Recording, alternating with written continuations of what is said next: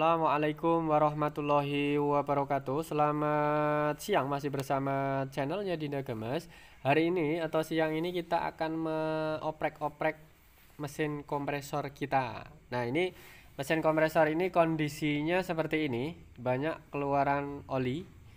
Nah, jadi kalau dihidupkan, kita cek dulu. Kalau dihidupkan, olinya keluar dari ini ya, dari kipas ini ya.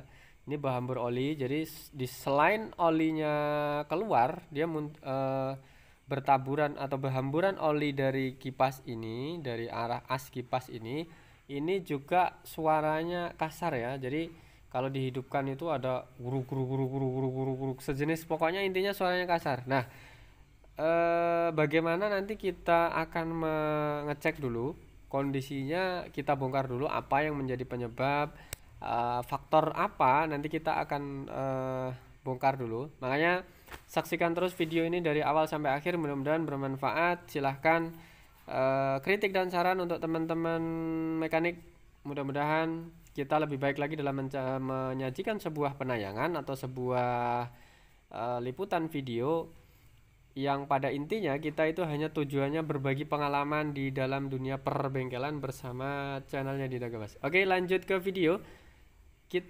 Nah, di sini ada seal. Ini seal askrek ya, askreknya kompresor angin kompresor, mesin kompresor. Nah, ini di sini ada seal askrek namanya. Nanti kita akan ganti. Intinya yang berhambur olinya seal askrek. Nah, kita lanjut ke permasalahan kedua, ya ini suaranya kasar. Nah, sejenis kayak ada kelahar atau laker bagian askrek yang kemungkinan sudah kocak atau maupun pecah. Nanti kita akan cek dulu apakah memang murni dari lakernya askrek di bagian kompresor ini, atau kemungkinan ada bagian askrek atau hal-hal yang lain. Kemungkinan bisa olinya kering, bisa apakah memang faktor kondisi olinya itu memang kurang banyak, dalam arti udah mau habis bisa. Nah, nanti kita akan cek dulu, oke? Karena kompresor ini dari beli baru, belum pernah kita bongkar ya, belum. Nah, ini kita keluarkan dulu olinya. Ini olinya sudah hitam banget ya. Nah, tinggal sedikit seperti ini, karena seingat kita olinya ini belum lama ya, cuman olinya ini berkurang terus. Nah, mungkin karena saat dihidupkan olinya keluar muncrat-muncrat seperti ini. Nah, ini faktor pertama, seal. Nanti kita ganti. Habis itu kita cek dulu. Nah, kita mulai bongkar di bagian askrek. Untuk teman-teman atau bagi teman-teman semua yang sekiranya belum pernah membongkar kompresor seperti ini, silahkan saksikan. Mudah-mudahan bisa dipraktekkan sendiri nanti di rumah. Saksikan dari awal sampai akhir. Mudah-mudahan ini bisa dipraktekkan, bisa yang pada intinya kalau setelah melihat video ini, mudah-mudahan bisa dicermati, bisa dipraktekkan sendiri di rumah untuk teman-teman yang mempunyai kompresor seperti ini. Karena ini begitu praktis, kompresor ini tanpa ribet. Jadi siapapun, untuk teman-teman yang melihat dengan seksama pasti bisa. Kita yakin pasti bisa, nggak usah ke bengkel, kita praktek sendiri di rumah pasti bisa. Oke? Kita buka di bagian askrek ini, karena ini intinya di dalam sini ada cuman klaker 2 sama askrek ya. Jadi kita buka dulu. Lakernya itu cuman 2 biji, yang satu besar kalau nggak salah 62005 sama 6004. Pokoknya intinya ada 2 biji, kalau nggak salah nomornya seperti itu. Jadi laker bandulnya, laker askreknya ini di sini ada 2. Jadi yang lain nggak ada laker lagi, nggak ada tambahan atau gigi-gigi apa gitu, nggak ada di sini. Sekali lagi, di sini cuman askrek, laker 2 biji sama stang pistonnya naik ke atas. Jadi isinya cuman seperti itu, nggak ada gigi atau roda gila dalam arti bahasa mesinnya, atau perantara yang lain itu nggak ada. Nah, seperti ini.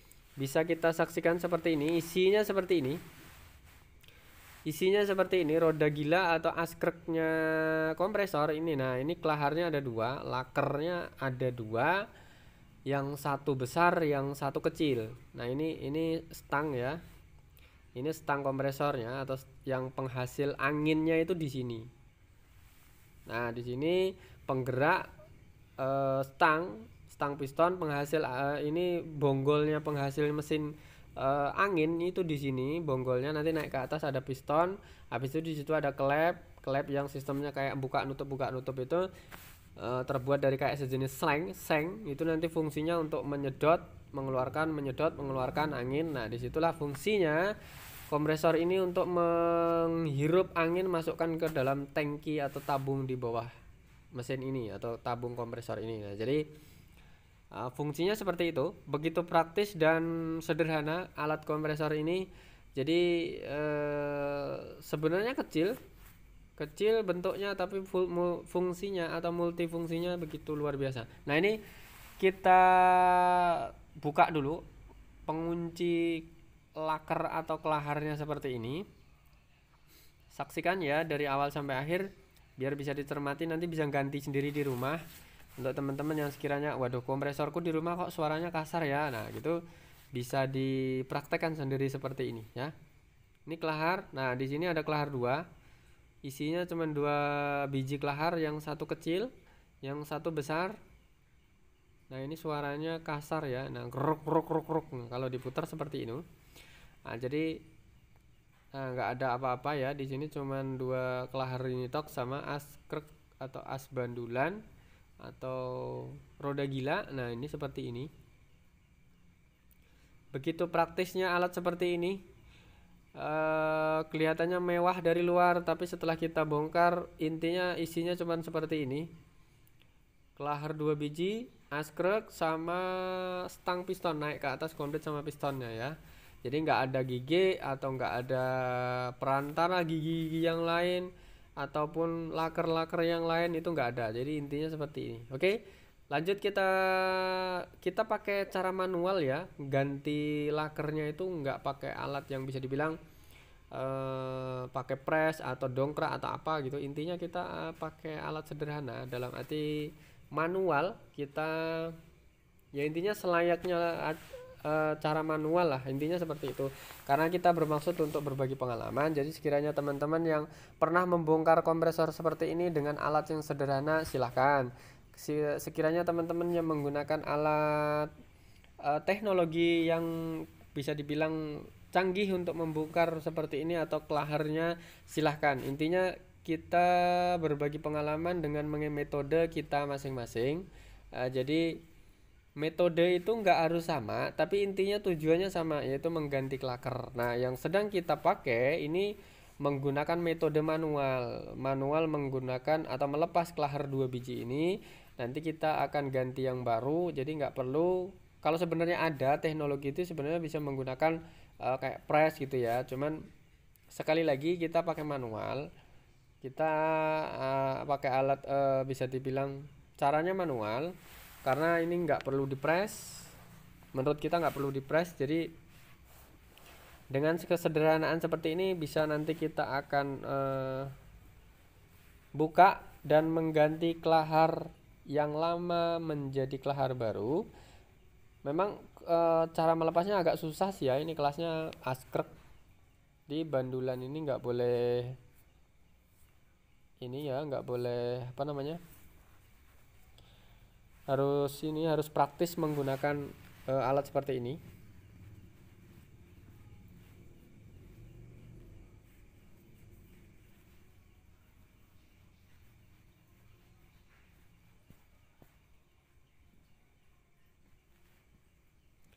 Nah ini seperti ini, kita pakai tracker ayam, bisa bilang kita sebut ini pakai tracker ayam. Nah seperti ini, kita pakai cara sederhana. Intinya nyabut ini kita pakai tracker ayam. Jadi seperti ini agar tidak merusak as noken asnya, as laker noken asnya, laker stang.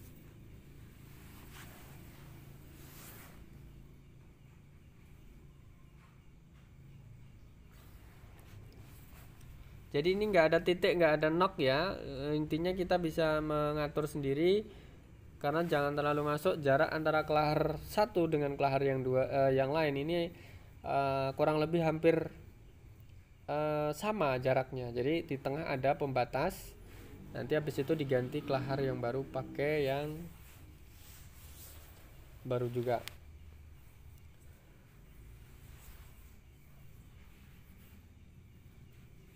Nah, seperti ini kurang lebih. Ini kita tinggal muter bautnya. Nah, seperti ini kita nanti lepas sendiri. Kita pakai tracker ayam namanya. Jadi pakai cara manual seperti ini. Satu kelahar sudah mulai diproses, dibuka. Habis itu kita lanjut ke kelahar yang sebelahnya. Intinya sama, prosesnya sama seperti ini. Jadi sekali lagi kita menggunakan teori atau metode lama, dalam arti metode sederhana untuk melepas kelahar kelahar stang atau kelahar askrek. Kurang lebih seperti ini.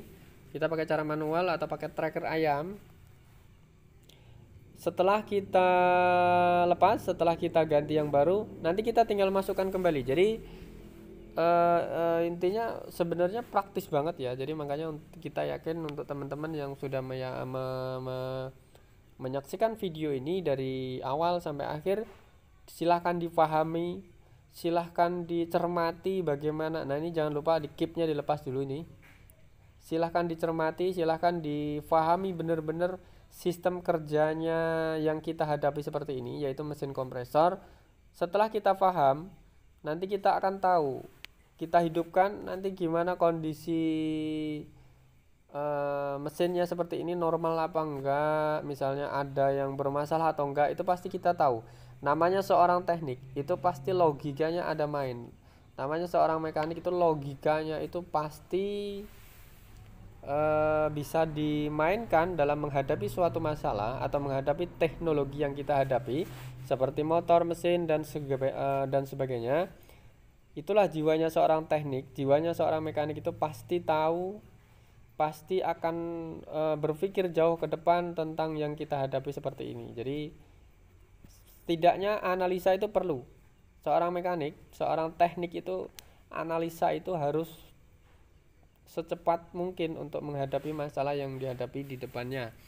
Jadi kayak seperti ini, kita menghadapi kompresor misalnya. Menghadapi kompresor ini kita lihat sekilas kondisi mesin hidup, olinya keluaran. Nah, ini pasti logika kita, oh ini apa yang bocor ya gitu kan.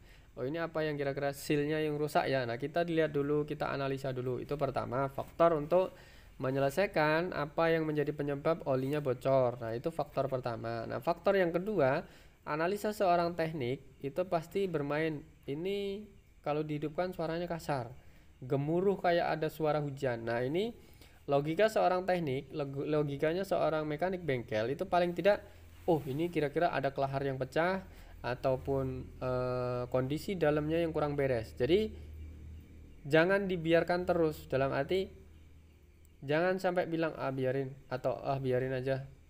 Intinya seperti itu. Jadi otaknya seorang mekanik, otaknya seorang bengkel ini harus secepat untuk menganalisa yang kita hadapi di depan. Jadi sebelum dibongkar, analisa itu perlu. Sekali lagi, menganalisa itu harus pinter. Seorang mekanik itu harus seperti itu. Jadi walaupun nggak tepat 100%, paling tidak mendekati. Jadi ya kita memang sebagai teknik, orang teknik itu harus dituntut seperti itu, berpikir cepat ke depan menghadapi suatu permasalahan di depannya, atau yang kita hadapi seperti motor, misalnya ada orang datang dengan keluhan, mas motornya mogok, mas motornya berbunyi kasar, dan mas motornya berasap dan segalinya dan bla bla bla bla bla bla, dengan berbagai permasalahan. Karena kita sebagai seorang teknik itu sama dengan orang bengkel, dalam arti orang atau bisa dibilang dokter ya. Tapi ada dokter rumah sakit, ada dokter bengkel. Nah, ini kita harus secepatnya, paling tidak mendiagnosa atau menganalisa itu harus secepat ya, tapi nggak boleh gegabah. Kita harus mempunyai strategi, harus punya pengalaman, harus punya analisa. Berdasarkan apa analisa kita kok seperti ini? Nah, itu analisanya berdasarkan apa? Nah, seperti itu. Kita harus punya pedoman. Mungkin berdasarkan pengalaman yang pernah kita alami, dulu pernah kita ngalami seperti ini, ataupun cara kerjanya berdasarkan seperti ini. Nah, itu harus tahu. Nah ini kelaharnya ya, ini kelahar bekasnya. Kembali lagi kita ke permasalahan mesin ini atau kompresor ini, suaranya kasar.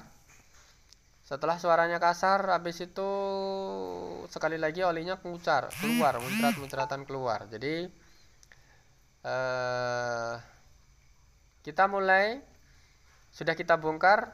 Nah ini askreknya ya, seperti ini. Ini bukan kayak askrek. Jadi sekilas ini kayak ini ya, apa namanya? Bisa dibilang yang untuk menghidupi dompeng. Ya seperti ini ya. Ini askreknya seperti ini. Kita tinggal ganti kelahar, tinggal masang kanan kirinya, habis itu kita pasang, selesai. Oke, kita ngobrol sebentar tentang dunia teknik. Dunia teknik itu sebenarnya bisa dibilang, kalau bilang rumit ya rumit, kalau bisa dibilang santai ya santai, kalau bisa dibilang cak cek ya silahkan monggo, tergantung yang menilai ya. Cuman bagi kita, yang nomor satu itu harus kita tekun dulu, dalam arti pertama tekun dan hobi. Biasanya serumit apapun, sejelimet apapun kerjaan teknik itu, kalau kita nomor satu itu hobi, pasti nanti akan ketemu. Logika kita itu pasti main. Logika seorang teknik itu harus main menghadapi suatu teknologi yang dihadapan. Misalnya seorang teknik atau seorang mesin mekanik bengkel itu nggak boleh cuman sudah tahu ini tok, misalnya sudah tahu ini, sudah pernah ngalamin ini, bla bla bla bla bla, cukup sudah gitu kan. Kalau bisa jangan. Menurut kita seorang bengkel itu harus selalu berinovasi.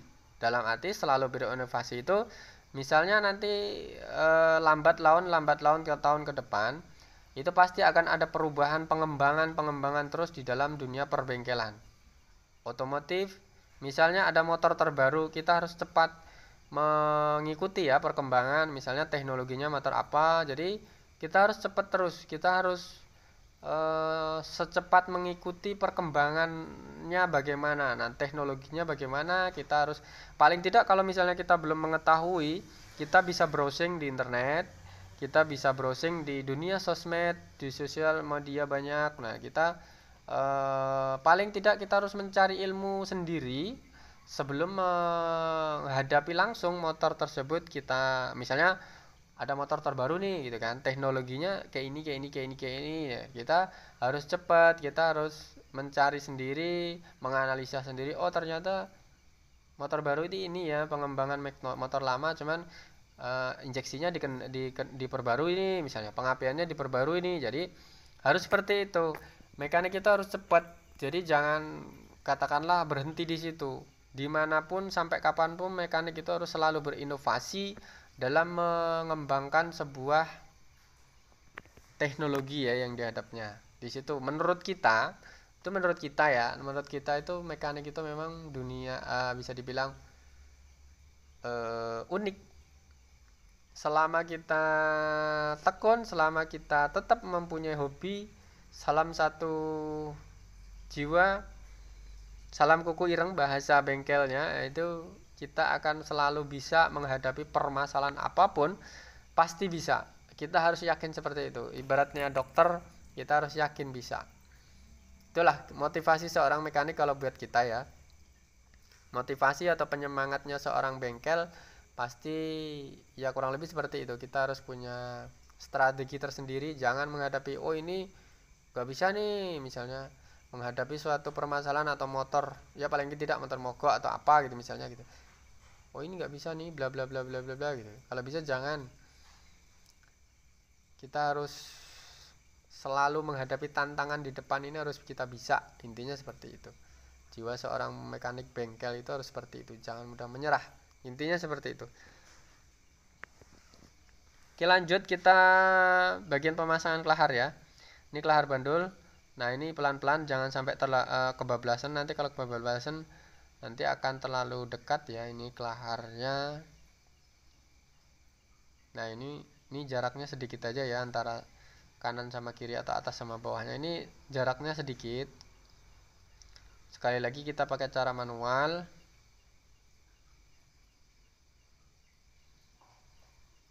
Nah, kita ukur dulu seperti ini.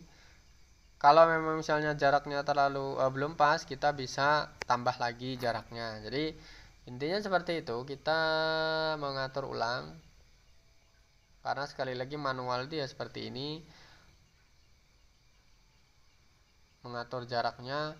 Kalau misalnya lebih ini lagi, kita ukur ya pakai skidmat, jaraknya berapa langsung ketemu. Tapi kalau ini kita manual, sekali lagi kita manual, jadi cukup untuk menggunakan kira-kira, karena jaraknya ini nggak terlalu jauh ya. Oke, sampai di sini ya, mudah-mudahan bisa dimengerti. Silahkan yang sekiranya ini bermanfaat, sekiranya tayangan ini bermanfaat, silahkan di like, comment, dan tekan subscribe, loncengnya jangan lupa. Mudah-mudahan kita lebih semangat lagi dalam membuat atau menyajikan sebuah penayangan yang pada intinya membuat penayangan di dunia perbengkelan atau dunia otomotif kita lebih semangat lagi. Silahkan subscribe dan tekan lonceng. Mudah-mudahan sekali lagi kita lebih semangat lagi menyajikan sebuah penayangan. Oke, ini sudah ya. Seperti ini, intinya cuman ganti kelahar kanan kiri. Kita atur ulang.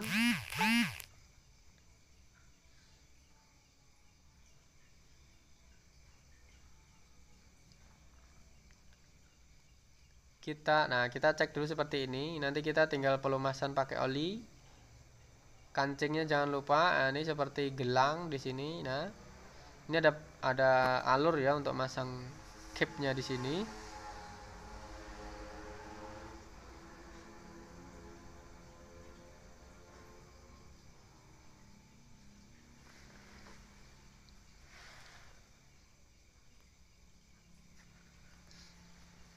Nah, ini sebenarnya praktis banget ya, cuman ganti seperti ini. Nanti kita tinggal masukkan lagi, pasang, asalkan knocknya ini apa namanya, asnya ini masuk ke dalam stang piston tuh. Udah selesai, tinggal baut. Jadi sebenarnya praktis ya. Jadi untuk teman-teman sekiranya belum paham, isi kolom komentar, tanyakan di dalam kolom komentar, nanti kita akan bantu jawab. Mari kita diskusi bareng. Kompresorku kira-kira apanya ya, istilahnya gitu, beda model segala macam. Nah, intinya share lah, kita saling berbagi pengalaman.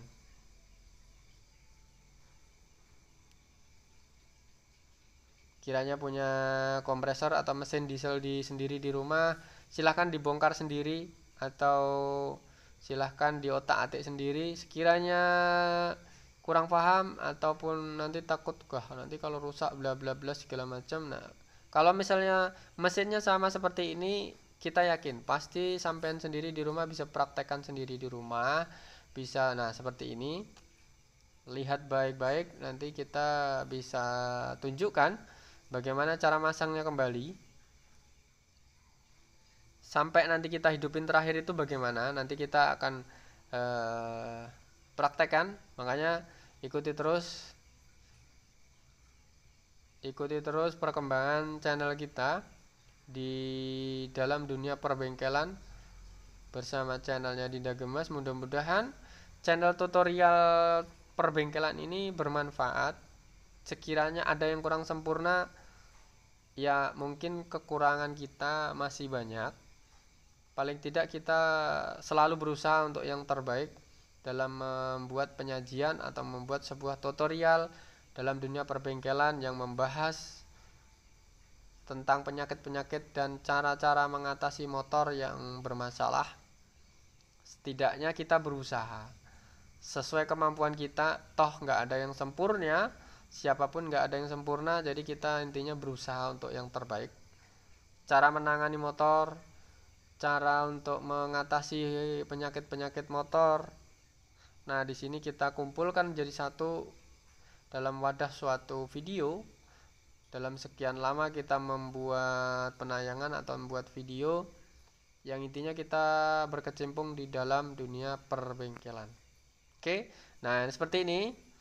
Ingat, hati-hati, ini tinggal masukin ke dalam stang, nggak ada pengunci, nggak ada apa, jadi tinggal masuk selep.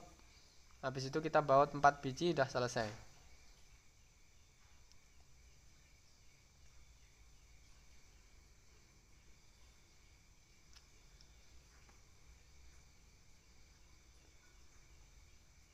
Nah, seperti ini ya. Nanti kita